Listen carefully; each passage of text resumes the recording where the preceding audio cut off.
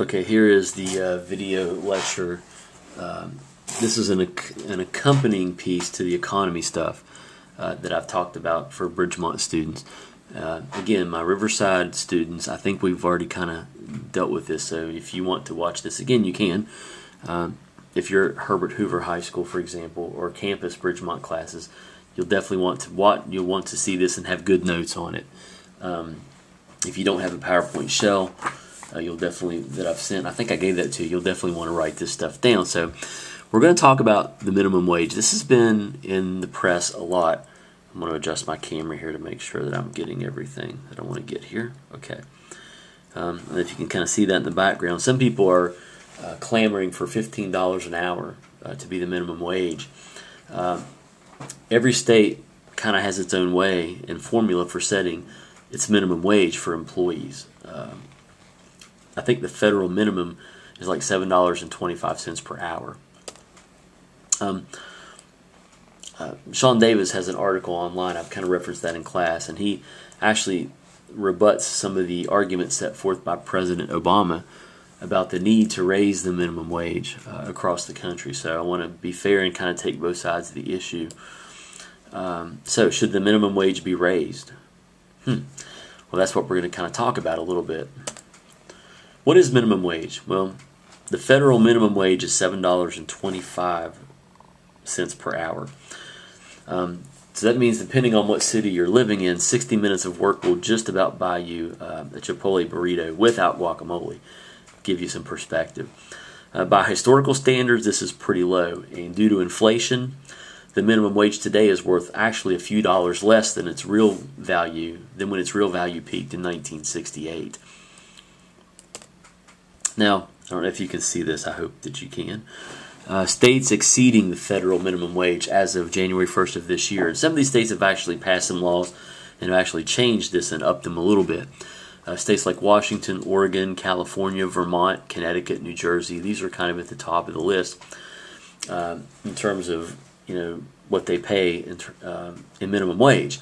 Now, you also in areas like California and Connecticut and New Jersey, Washington, D.C., you have a higher standard of living. Things cost more.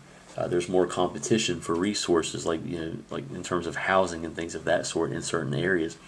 So you might think, gee, here in West Virginia, minimum wage is still in the $7 and $7.75 range. But that actually may get you further in West Virginia than $10 an hour could get you in California, or $9 could get you an hour.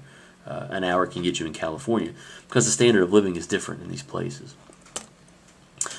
Age distribution of minimum wage workers. Clearly, it's teenagers. Most of you who are watching these videos are probably within this 16 to 19-year-old age range. Over 30% of all minimum wage workers are teenagers. Entry-level positions generally, especially like fast food kind of jobs, generally are minimum wage jobs. Generally, these teenagers are heading to college and eventually will be working jobs making more money, hopefully.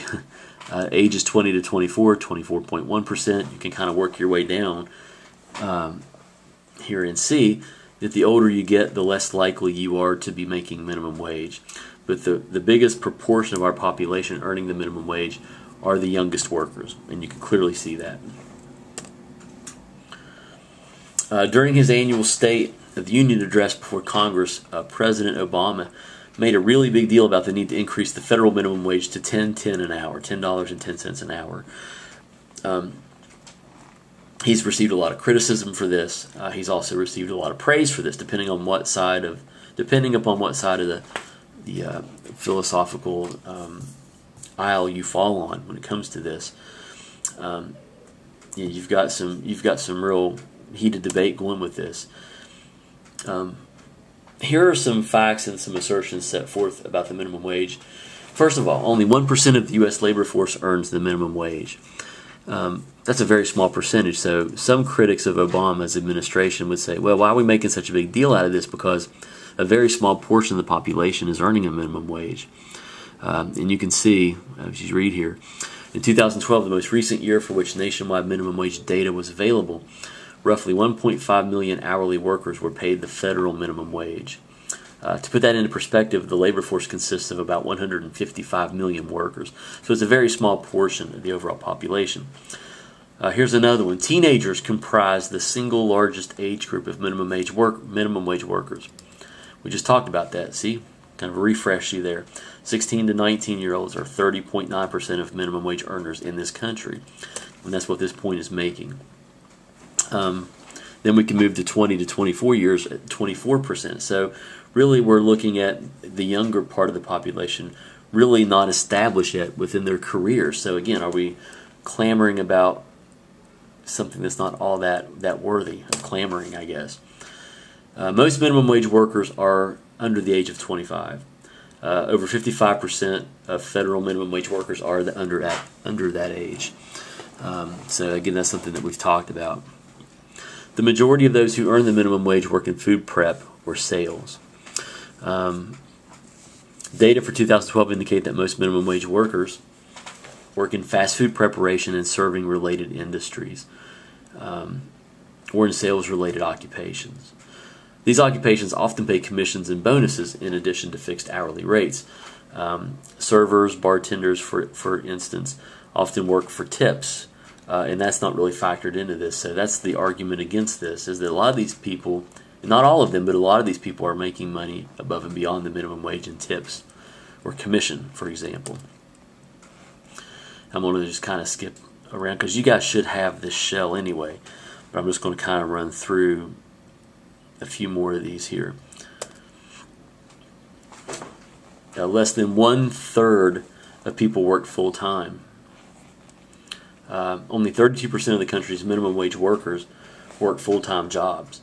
That's something else. So people who are working minimum wage aren't really even working full-time. Now we could rebut that and say, well, maybe they're trying to, because with the rise of contingency work, part-time work, sometimes people have been forced into this part-time kind of work. So we can again kind of go back and forth with that. A full-time minimum wage worker in 2014 will make 24% more than the federal poverty limit.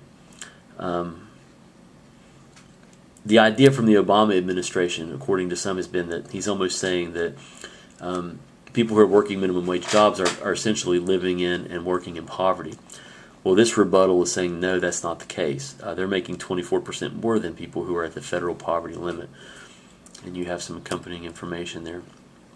1/3 of minimum wage workers either dropped out of or never attended high school. So educational attainment is clearly the most important factor in determining a worker's hourly wage. Instead of raising the minimum wage for everybody across the board, why don't we encourage educational attainment and encourage education, which might actually change the percentage of workers who are making that wage. So, and that's pretty much it for that. So we'll call that the end of the video lecture for minimum wage. Thank you.